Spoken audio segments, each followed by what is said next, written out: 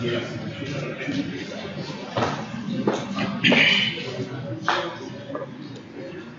morning to all of you, and I'm sure you are tired, a lot of information.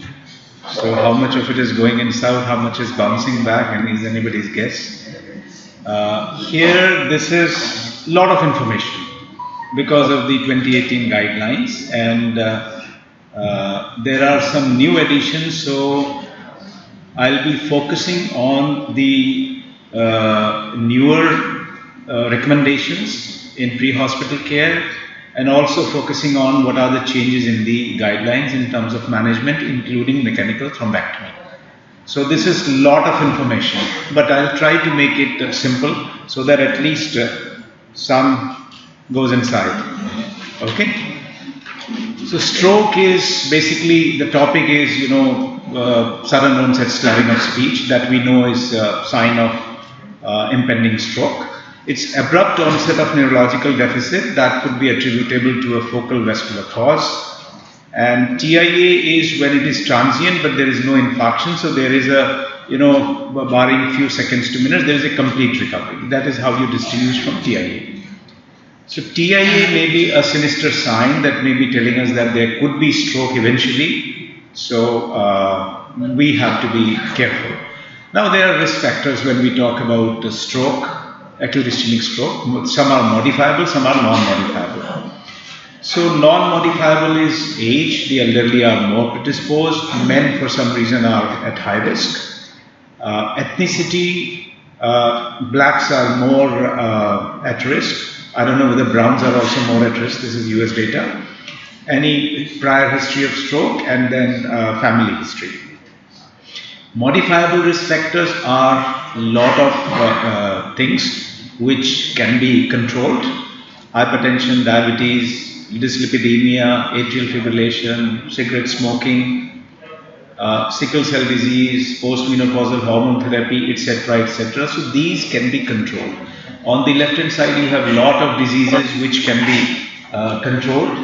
So that is why the control of all these is very, very essential. And of course, obesity, physical inactivity will also contribute to predispose to development of stroke.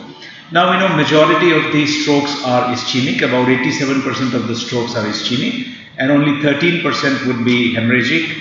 Basically, intracerebral hemorrhage, mainly 77%, the largest. And when you look at the ischemic stroke, you have atherothrombotic, cerebrovascular disease, cryptogenic, other known causes, etc. This is subarachnoid hemorrhage that you can see, 23%. So these are the two main in hemorrhagic. Ischemic, you have Lechner, small vessel disease, you have emboli. So that is the subtype. Etiology could be for large vessel thrombosis, you have the Virchow's triad. Blood vessel injury can occur in hypertension, atherosclerosis, vasculitis. There could be stasis of blood, atherosclerotic processes, atrial fibrillation, valvular disorders. Then there could be hypercoagulable state. All of these will contribute to development of thrombosis and eventually leading to acute ischemic stroke. So these are some of the causes that we know very well. I will not go into those details. For Lechner infarcts, the risk factors are classical hypertension, hyperlipidemia, diabetes mellitus, smokers, and sleep apnea, obesity, sleep apnea. So these are small vessel infarcts, less than 1.5 centimeter. And when we look at the pathophysiology of therapeutic window, we know you have cerebral blood flow here, and you have the time in hours. So as the time increases, there is more neuronal death. So if you can act here, then possibly you can save a lot of patients. Now, this is the normal function, and this is because of the neuronal dysfunction. So we need to act here. So time is money here. Time is very important. That's why most of the guidelines, when we discuss them, will be talking about time. Low to middle time, other times. Now coming to the management. For pre-hospital, there is stroke chain of survival. This you read in your ACLS. So there are 1, 2, 3, 4, 5, 6, 7, 8 Ds. I'll not go into these details. All of you have done your ACLS, so you know about them. It's a systematic approach. And then, of course, we need to sort of objectivize the severity of acute ischemic stroke. So there are stroke scales available. There are simpler stroke scales which are for pre-hospital use by the EMTs in the Western world. So you have Los Angeles pre-hospital stroke screen. You have Cincinnati. Cincinnati is something that ACLS also teaches you, AHA, very, very simple. You look at three things: facial group, arm drift, and speech slurring. Los Angeles, you have age, previous history, neurological symptoms within 24 hours, and sugar, etc., etc. So these are essentially for the ambulance service providers, those who will go and pick up and will communicate to you in the main ED. So one of the ways to remember is FAST. Facial grouping, as you can see, arm weakness, you ask to extend both the arms, you can see the weakness here. Speech difficulty, and if you find this, there is time to call for the emergency services, shift to a hospital. So again, time is of essence, so 60 minutes from door to needle time is what we talk about, and the AHA has given a very nice timely evaluation that within 0 hours of arrival, within less than 10 minutes you should do evaluation. Then stroke team should get involved within 15 minutes, CT should be done in less than 25 minutes, so on and so forth, and then within 1 hour, less than 1 hour, you should give your thrombolytic therapy. Pre-hospital basically focuses on identifying the stroke, then shifting them to the appropriate care centers available. Communication is the key here. If the ambulance people are communicating, possibly the arrival emergency can be prepared and the stroke team can be there to receive them. So there are guidelines regarding dispatch time, etc., which are very relevant in the Western world because of the organized EMS system. And these are some of the things which have been given as the pre-hospital management. The EMTs will assess ABC, start monitoring, provide supplemental oxygen to keep saturation above 94%, have an IV access, check glucose, and so on and so forth. So that this information is available by the time patient is arriving, and these are some of the timelines that you can see. These are the clinical situations mimicking stroke. This is the question most often asked in your exam if you have a stroke case. So psychogenic, seizures, hypoglycemia, migraine with aura, hypertensive encephalopathy, vernix, CNS abscess, CNS tumor. Please remember, in all these causes, the IV antiplaze is not recommended. That is why you must distinguish. And we have the NIHSS assessment tool that is done by the emergency physician and the neurologist.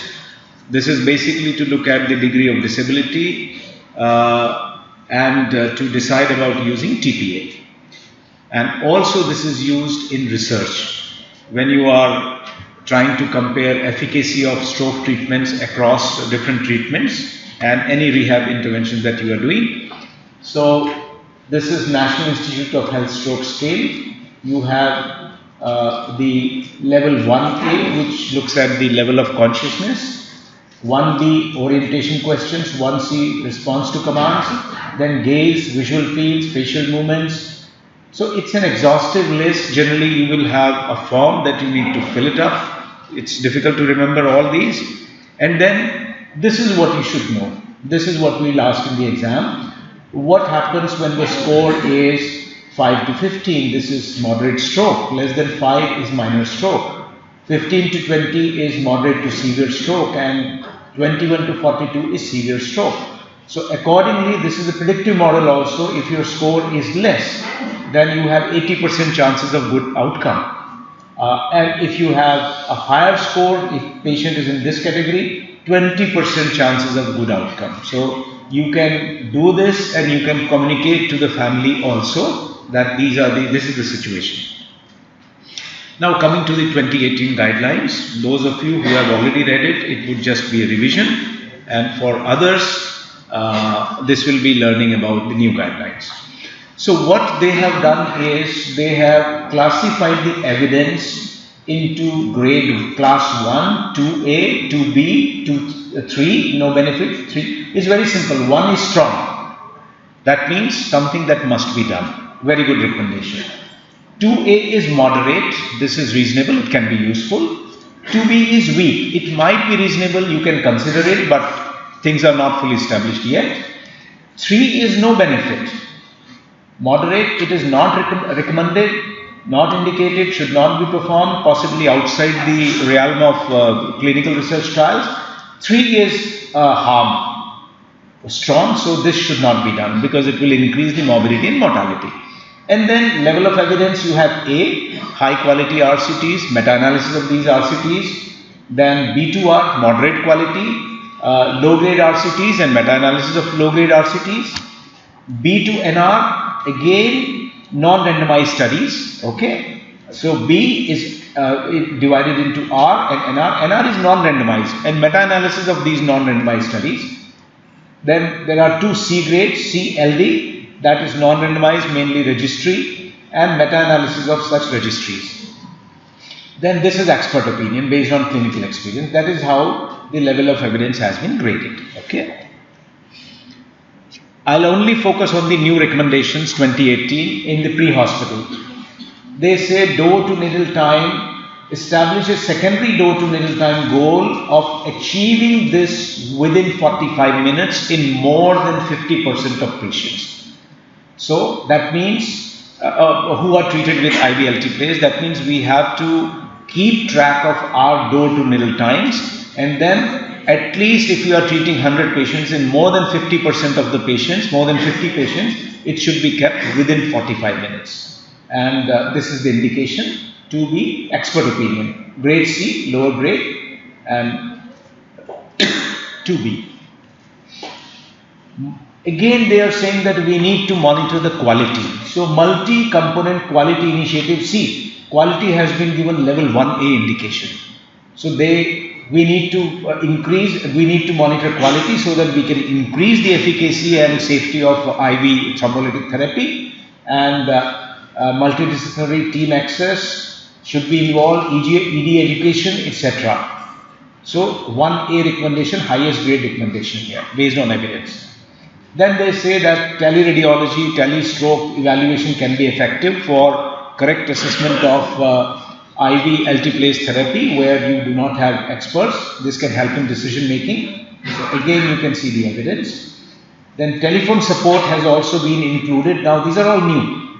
That where the physician is not present, you can give him telephonic support, and then that is how they can decide about the therapy.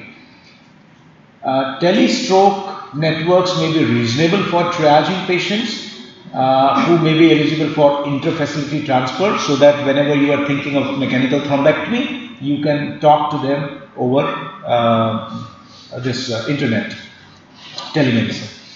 And they say you must have a stroke data repository so that you can analyze, and this can help in future directions, giving future directions to AIS treatment.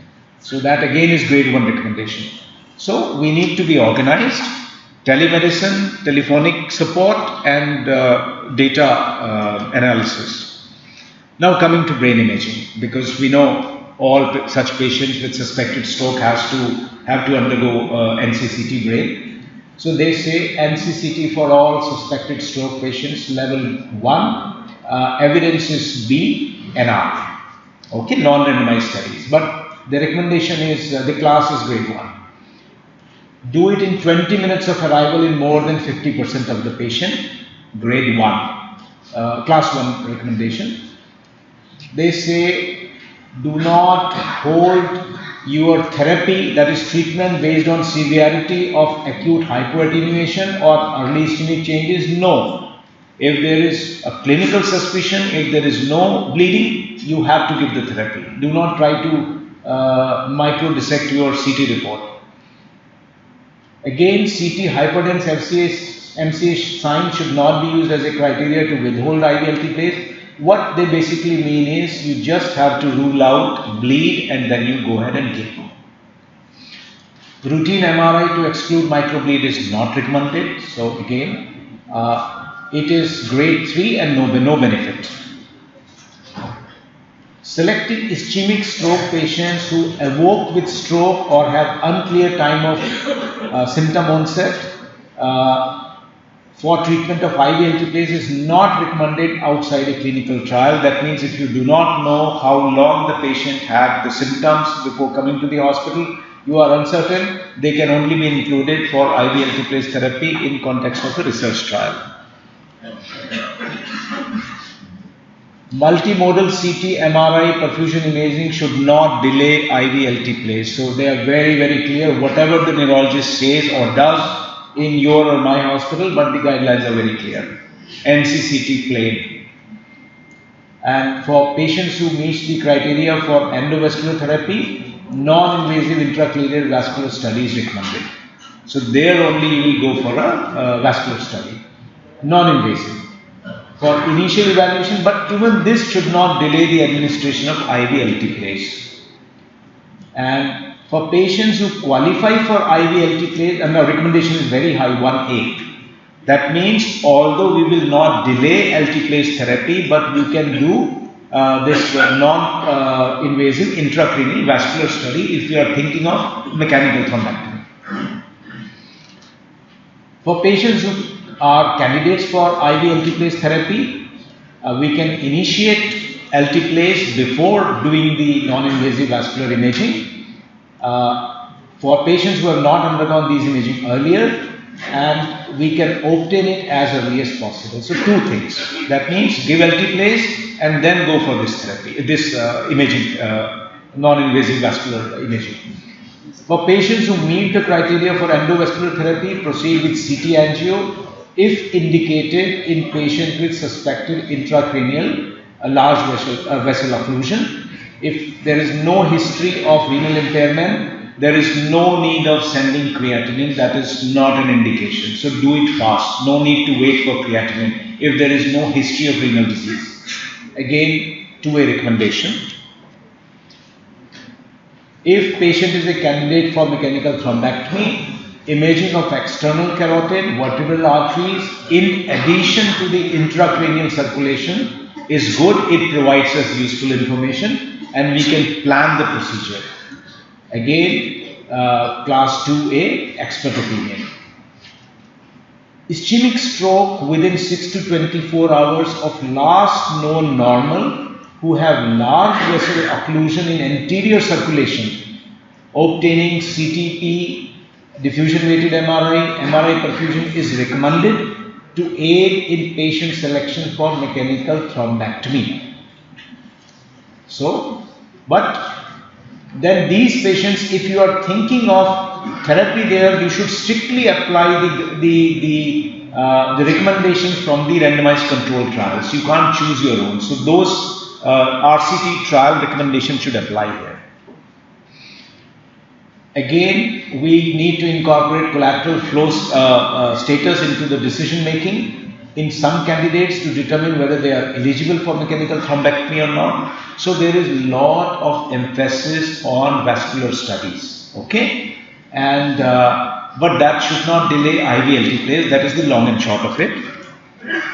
Other diagnostic tests, baseline ECG assessment is recommended, but again ECG should not delay initiation of alteplase. Baseline troponin assessment is recommended, should not delay administration of alteplase. These are level 1 indications. X-ray should not delay the administration of IV alteplase. So they are very, very clear. Creatinine in no renal history should not delay. Baseline ECG should not delay. X-ray should not delay. Troponin should not delay. So it's very, very clear. Basic management, if patient is losing consciousness, there is bulbar involvement, then you need to provide airway and breathing support. Level 1 recommendation, class 1, and the level is evidence is C class, expert opinion. Oxygen should be kept above 94%. If it is already above 94%, should not give oxygen. Hyperbaric oxygen has no role, it is not recommended. Correct hypotension and hypovolemia to maintain systemic perfusion which is necessary to support the organ function. Again, grade 1 recommendation. That is what we do.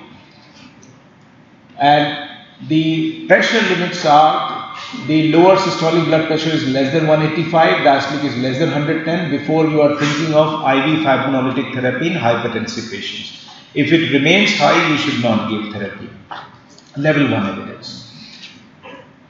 Whether in hypotensive patients we can give drugs to increase the blood pressure, it is not well established. So raising the blood pressure to that level, we don't know. So drug-induced hypertension is not established. Options to treat hypertension in stroke patients who are candidates for reperfusion therapy. Again, class 2B, level of evidence is grade C, expert opinion only. Okay. Patients who are eligible for thrombolytic reperfusion therapy, except that BP is more than 185 by 110. We can give labetalol 10 to 20 milligram over 1 to 2 minutes. We can repeat it one time, or we can give nicardipine, or we can give clevidipine. If BP is not maintained below 185 by 110, we do not administer alteplase. This is very, very clear. So this is something that we ask in the exams. So no alteplase if your BP is still more than 185 by 110. Management of BP during and after alteplase or other acute reperfusion therapy, the aim is to maintain is below 180 by 105. It comes 5 less. Okay. So that is something you should remember. It should be less than 180 by 105 millimeter mercury. Monitor BP every 15 minutes for 2 hours, then every 30 minutes. So the idea is you should monitor it very frequently. And as long as 16 hours. You need to monitor the BP. If systolic BP is high, diastolic BP is high, again you can give labetalol. This is now during the therapy. And you can follow it up with an infusion of labetalol. Or you can give nicardipine IV and then can titrate it to the desired effect. Clevidipine. And if diastolic BP is very high, then only you will consider arterial vasodilator sodium nitroprusside. But these are expert opinion. So do whatever you are doing in your hospital. Patient is otherwise eligible except BP is high. Again, labetalol, nicardipine, clevidipine. Labetalol 10 to 20 milligram over 1 to 2 minutes. You may repeat it one time. Then you have choices of nicardipine, clevidipine. So the guidelines are very, very clear. If you cannot maintain BP lower than 185 by 110, no alteplase. So that's very clear. And the same slide, you can see, read it now. So you need to take action here in case it is high. Now coming to temperature, second thing, we want to avoid hyperthermia. Okay. So that means we need to look at the sources of hyperthermia, and we need to treat it. That is defined as temperature more than 38 degrees. Now the class is 1, expert opinion. Induced hypothermia benefits are not known, so we should not try to induce hypothermia to correct the temperature. It is only recommended if this is part of a research trial. 2B and it's grade B, evidence from randomized studies, low grade randomized studies. Very important recommendation, blood glucose level should be kept 140 to 180 milligram per dl. Hyperglycemia is bad and it should be treated. Level 2A. Treat hypoglycemia, blood glucose less than 60. Whenever you have initial high or low readings, then they may mimic the acute ischemic stroke, so they must be clearly ruled out or corrected. Coming to the reperfusion therapy, you have IV alteplase, 0.9 milligram per kg, maximum dose is 90 milligram over 60 minutes. 10% you can give as bolus over 1 minute. This is what we all do. It is recommended for selected patient within 3 hours of acute ischemic stroke symptom onset. Level 1A, the highest indication. Okay, highest grade. Now they are saying You can also use in selected patient who can be treated within 3 to 4.5 hours of onset of stroke symptoms. So the window has been increased for some patients, level 1, based on low quality randomized studies.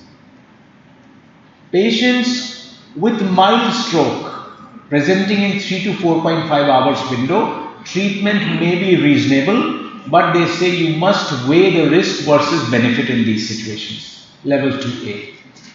It is reasonable to give IV alteplase in patients who have had a previously demonstrable small number of these microbleeds on MRI. So that is not a contraindication. Level 2B. Okay. Cerebral microbleeds 1 to 10 on MRI is no contraindication. IV alteplase in patients with known sickle cell disease is beneficial, so it can be given safely. Heximab should not be given concurrently with IV alteplase, it can cause harm. So it's very, very clear. Do not administer IV alteplase to patients who have received treatment dose of LMWH within previous 24 hours. Now treatment dose is always BD, right? Say Clexane BD, 0.6 BD. So they are not talking of prophylactic. Treatment dose, if patient has received in previous 24 hours, then you will not administer IV alteplase because it can cause harm. And you must discuss the risk and benefits of thrombolytic therapy with the patient and the family. There is grade 1 recommendation, expert opinion. Urgent IV alteplase treatment should not be delayed while you are waiting for hematological or coagulation testing if there is no reason to suspect an abnormality. Okay? You may have sent for them, but if the patient is otherwise having a normal profile, there is no suspicion of having abnormal coagulation profile, you go ahead and give it. Level 2A. Hypo and hyperglycemia should be ruled out. So glucose levels is must. The only investigation they are saying is must before alteplase is glucose. Treatment should not be delayed to monitor for further improvement. That my patient has come with a stroke, say his stroke is about, the NIHSS is 22, let me see if it comes down. No, that is not recommended. You give it. You give alteplase. You do not wait for stroke to improve on its own. Level 1 indication, non-randomized studies. Maintain systolic BP less than 180 by 105 for at least plus 24 hours. So the contraindication was when it was more than 185 by 110, but after therapy you have to maintain below 180 by 105 for at least 24 hours. Level 1 indication. Risk of antithrombotic therapy within 24 hours after treatment with alteplase, whether you are combining it with endovascular therapy, thrombectomy is not known. So it is advisable to withhold such treatment. Okay. Benefits of IV alteplase therapy is time dependent. Initiate treatment as quickly as possible. 1A recommendation. Okay. So they are very, very clear. Other thrombolytic therapies, well, the other IV agents, fibrinolytic therapies, for example, anything other than alteplase and tenecteplase is unproven. So that should not be used. It's very, very clear. So only 2 agents are recommended. And tenecteplase is not proven to be superior or non-inferior to alteplase. It can only be considered a replacement or an alternative in patients with minor neurological damage and no major intracranial occlusion. So it does not become the preferential therapy, that remains IV alteplase. Okay, level 2B indication. So you can think of tenecteplase as an alternative where the neurological impairment is minor and there is no major intracranial occlusion. Sonothrombolysis is not recommended, so absolutely no role. Level 3, no benefit. Now coming to the second part, mechanical thrombectomy. Like I highlighted in the beginning that all patients should have non-invasive neuroimaging, vascular imaging done so that you can decide about mechanical thrombectomy or mechanical reperfusion therapy. Patient eligible for IV alteplase should receive IV alteplase even if you are considering endovascular therapy. So it is not that I will not give it because I am considering for endovascular therapy. All patients should get it. That's very clear, level 1A. Okay, then you can decide about your endovascular therapy. If mechanical thrombectomy is considered, assessment of clinical response after IV alteplase should not be performed. So it's simple. My patient comes with a stroke, say moderate to high stroke, a severe stroke. I give IV alteplase, and then I decide that he's a candidate for mechanical thrombectomy also. Without waiting, to see the impact of IV alteplase, I'll go on and do the vascular studies and then take him up for mechanical thrombectomy. Okay. Patient should receive mechanical thrombectomy with a stent retriever if they meet the following criteria. Pre-stroke MRS stroke is 0 to 1, causative occlusion of internal carotid artery or MCA segment 1. Now this you have to mug it up. So ICA or MCA segment 1, age adult patient, NIHS more than 6, aspect score more than equal to 6, and you can initiate treatment, that is groin puncture, within 6 hours of arrival. Benefits of mechanical thrombectomy with stent retrievers are uncertain, may be used carefully. In selected patients where it can be initiated within 6 hours, but why this statement? Because for MCA segment 2 or MCA segment 3. So we are not very sure about MCA segment 2 or MCA segment 3, so we can consider level is 2B. For MCA and ICA segment 1, level is 1A. So this is going to be asked in the exam. You have to just remember it. Benefits of mechanical thrombectomy with stent retrievers are uncertain. It can be used carefully in patients where treatment can be initiated within 6 hours. So there is one, blanket statement that you will consider them only when the groin puncture can be initiated within 6 hours. That's the limit so far what we are discussing. And level 1 indication was segment 1 of ICA and MCA. Then level 2A for MCA segment 2 and segment 3. Now he says if you have occlusion of anterior cerebral arteries, vertebral arteries, basilar arteries, posterior cerebral arteries, you can consider it. Level is 2B if you can do the groin puncture within 6 hours. Another thing they say that you can think about it if you can do it within 6 hours, and there is this pre-stroke MRS score more than 1, aspect less than 6, NIHS less than 6, causative occlusion of IC or proximal MC M1. Additional randomized data is still needed for this. So there are a lot of guidelines which may evolve and which may change.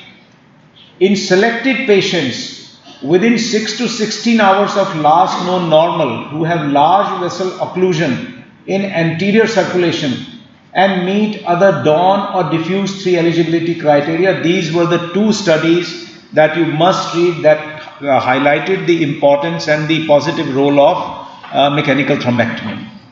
Then it can be recommended. Level is 1A. So between 6 to 16 hours of last known normal, large vessel occlusion in anterior circulation, and they are meeting Dawn or diffuse 3 criteria, then you can go for mechanical thrombectomy 1A. Selected patients, now you are going beyond 16 hours, 16 to 24 hours of last known normal, large vessel occlusion in anterior circulation, only talking about anterior circulation here, and they meet the Dawn eligibility criteria, you can do mechanical thrombectomy level 2A. So this you have to cram it up. Technical goal is reperfusion to a modified thrombolysis in cerebral infarction, that is TICI 2B/3 score, angiographic results. So this you have to cram it up. This is like the TIMI that you have for the heart, coronary angio.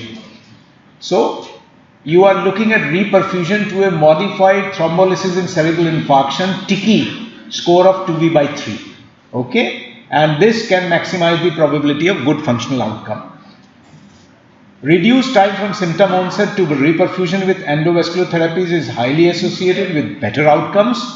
So you must achieve TICI grade 2B/3 reperfusion as early as possible within the therapeutic window, grade 1, class 1 evidence. Stent retrievers is indicated in preference to mechanical embolus removal in cerebral ischemia. These are called Mercy devices. So stent retrievers are preferred, level 1A indication. Mechanical thrombectomy devices other than stent retrievers as first line devices may be reasonable in some circumstances, but stent retrievers remains the first mode of therapy, first choice to be. So preferential mode is stent retrievers. Okay. Again, the guidelines for maintaining blood pressure is 180 by 105 for 24 hours. It's same as for the IV thrombolytic therapy. And in patients, I can't read it. So let me. Sorry. Can I see this? I can't read the last line. Show it as a slide, not as a. Sir वो नहीं कर पाएंगे. नहीं कर पाएंगे. अच्छा. उसमें recording बंद हो जाएगी. Okay. Okay. So you have in patients who undergo mechanical thrombectomy with successful reperfusion, it might be reasonable to maintain. Similarly, it's talking about the blood pressure, so that's okay.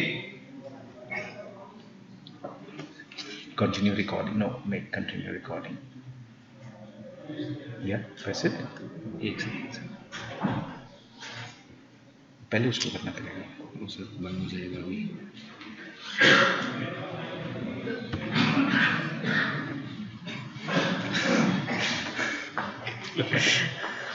So there is a lot of emphasis on mechanical thrombosis, mechanical thrombectomy also. Now coming to antiplatelets, there is a level 1A indication. Administration of aspirin is recommended in acute ischemic stroke 24 to 48 hours after the onset. And those where you have given IV alteplase, it should generally be given after 24 hours. Okay? And aspirin is not recommended as a substitute for acute stroke treatment in patients who are eligible for alteplase. So it's not that I don't have alteplase, it is expensive, I use. No. There is no benefit here of the aspirin. Efficacy of ivotyrofibam, apifibetide is not well established, so they should not be used. Glycoprotein 2B3A receptor antagonist, including abciximab, is harmful, should not be given. Dual antiplatelets in patient presenting with minor stroke, treatment for 21 days. They can be begun 24 hours later, and they are beneficial for early secondary stroke prevention for a period of up to 90 days. So after 24 hours you can do it when you are, but again minor stroke, aspirin and clopidogrel, 2A indication. Other recommendation are ticagrelor is not recommended over aspirin. Hemodilution by volume expansion is not recommended. There is no benefit, level 3 no benefit. High dose albumin is not recommended, level 3 no benefit. Vasodilator agents such as pentoxifylline is not recommended, level 3 no benefit. No pharmacological or non-pharmacological treatment with neuroprotective actions, like you have neurologists use lot of agents, so-called auxin radical scavenger, etc. They have no role. Level 3 no benefit. So all those, I'm forgetting the name, नाम बताओ. कोई भी role नहीं है ना? Sorry.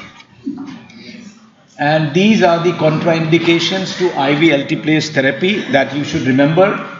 You are not clear about the time of onset of symptoms. Intracranial hypertension on CT scan, ischemic stroke within 3 months, severe head trauma within 3 months, intracranial intraspinal surgery within 3 months, history of ICH, SAH, GI malignancy or GI bleed within 21 days, coagulopathy, treatment with LMWH within last 24 hours, treatment, double dose. Patient taking thrombin inhibitors or factor 10A inhibitors, glycoprotein 2B3A receptor inhibitors, infective endocarditis, aortic arch dissection, intraaxial intracranial neuroplasm. Extended 3 to 4.5 hours window is safe even in patients more than 80 years of age. Please remember that.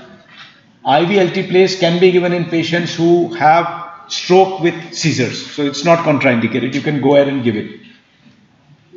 And consider on patient to patient basis if there is a history of coagulopathy. That's your clinical judgment. Major non-neurotrauma within 14 days or major surgery in last 14 days, you can give it, but you have to weigh the pros and cons, risk versus benefit. Alteplase administration within 21 days of GI bleeding event is not recommended. For history, where there is only history but longer history of GI bleed, you should look at the risk versus benefit. They are not contraindicated in menstruating women, but you must warn that bleeding may increase. Role is uncertain in intracranial arterial dissection. Can be given for unruptured intracranial aneurysm, but possibly not in giant aneurysm. And so there the role is not clear. Unruptured, untreated intracranial vascular malformation, we do not know how it helps, so it should not be given. Okay. AV malformation, we don't give it. Giant aneurysm, we don't give it. These are unruptured. But unruptured, smaller intracranial aneurysm, you can give it. It is reasonable if during cardiac or cerebral angiography your patient develops a stroke, then this IV alteplase is the treatment.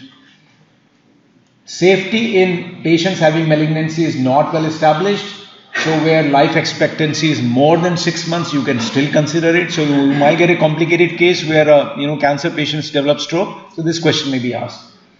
Pregnancy, it may be considered when the benefits of treating a moderate or severe stroke outweigh the anticipated risk of uterine bleeding. So again, physician dependent. Safety in early postpartum period has not been established. That is less than 14 days after delivery. So word of caution there. This I think we have already seen, so there is nothing much here. In case there is intracranial hemorrhage within 24 hours of alteplase therapy, what are we supposed to do? Stop alteplase, do your CBC, PT-INR, APTT, fibrinogen level, type and cross match, and do an emergent non-enhanced head CT. You can give then cryoprecipitate, etc. depending on low fibrinogen levels. You can pump in some tranexamic acid until the bleeding is controlled. You can do hematology and neurosurgery consults, continue with supportive therapy, which includes BP management, ICP, CPP, MAP, temperature and glucose control. Thank you very much. This was a lot of information, I hope some of it